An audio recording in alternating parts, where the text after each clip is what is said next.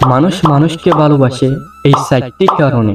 1. আত্মসম্মানের কারণে, 2. যত্নের কারণে, 3. গুরুত্বের কারণে, 4. বিশ্বাসের কারণে। এই 4টা জিনিস যদি আপনার ভিতরে থেকে থাকে, তাহলে আপনাকে একজন না একজন পাগলের মতোই ভালোবাসবে। ভালোবাসার ক্ষেত্রে টাকা পয়সা, ধন সম্পদ, সুন্দর চেহারার উপর নির্ভর করে না, নির্ভর করে এই 4টি জিনিসের উপর। চলুন বিস্তারিত শুরু করা যাক, শেষ পর্যন্ত দেখার অনুরোধ রইল। আত্মসম্মান।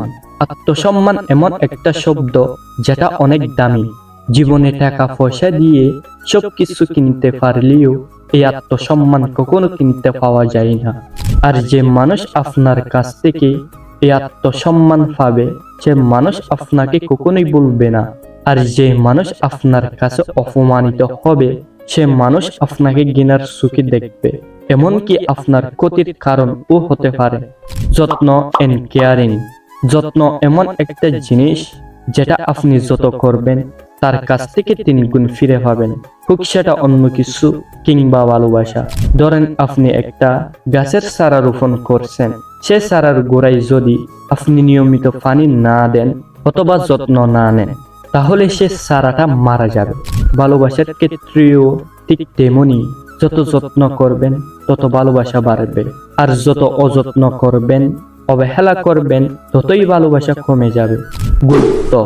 গুরুত্ব বলতেই অধিকার।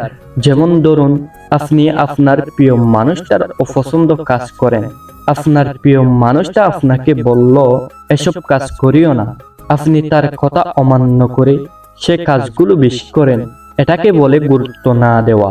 আর আপনি যদি তার কথা ধরে এসব কাজ ছেড়ে দেন, তাহলে এটাকে বলে গুরুত্ব দেওয়া।